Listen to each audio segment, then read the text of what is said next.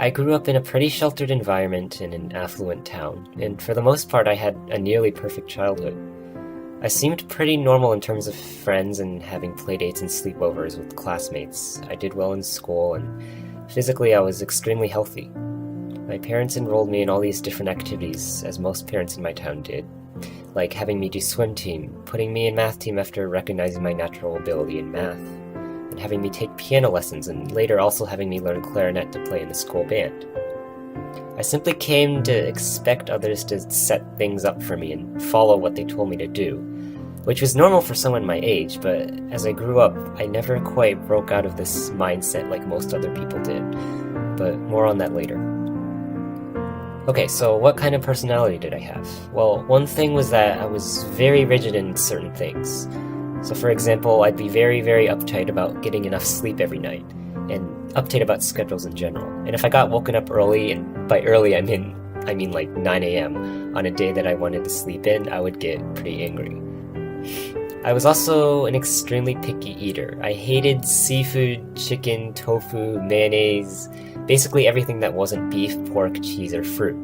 And up until middle school or high school, I'd straight up just push things away that contained something I didn't like, and I wouldn't eat them. Another definite thing about my personality was getting very, very into things that I liked, basically to the point of obsession.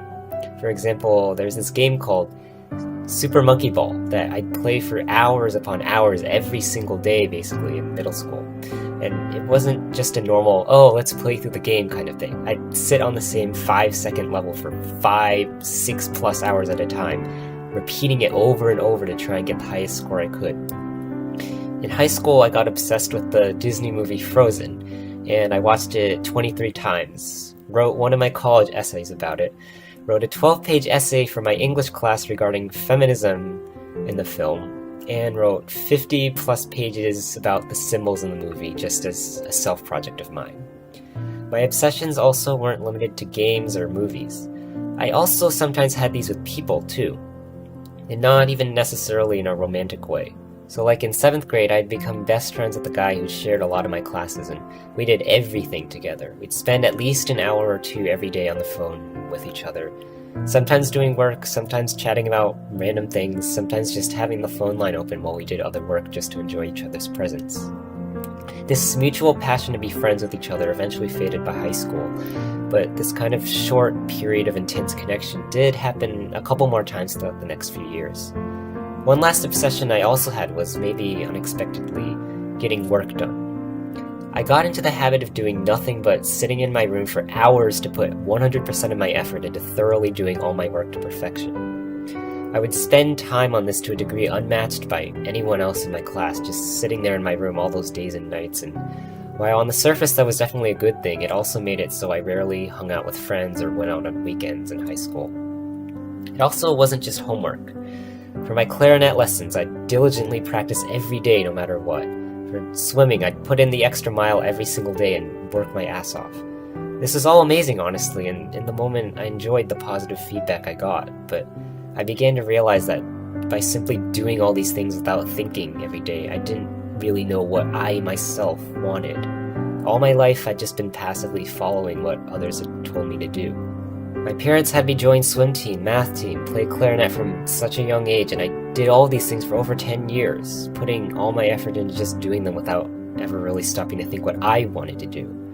Like, it was senior year, and my mom was still making all my appointments for the doctor, dentist, clarinet lessons, arranging rides for me to swim meets, even though I was perfectly capable of asking the other person myself, arranging summer internships for me without me even knowing. For all these things in my life that I should be learning how to do, other people were deciding them for me. And so I sort of had this epiphany senior year where I realized this, and I made a resolution to start trying to discover my own self. What I started with was trying to break out of my passive, reserved shell and change the image everyone had of me of this quiet, shy, obedient kid.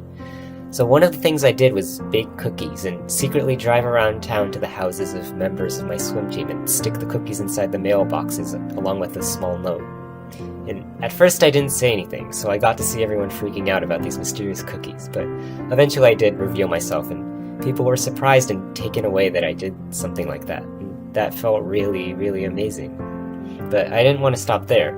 Another thing I did to put myself out there was during one of my free periods, I took my clarinet and started walking through the halls during class, blasting music from Frozen, just because, well, I wanted to add some spontaneity to people's lives, and it worked, and that too felt extremely amazing. So in my last semester of high school, I quit swimming, quit clarinet, in attempts to get rid of things that I had only done because my parents had made me, and I was able to find myself my first part-time job at a sandwich shop that summer. And at this time, I also got accepted to Rice, so everything seemed to be going amazingly, and to this day, that period of my life is still the best I've ever felt.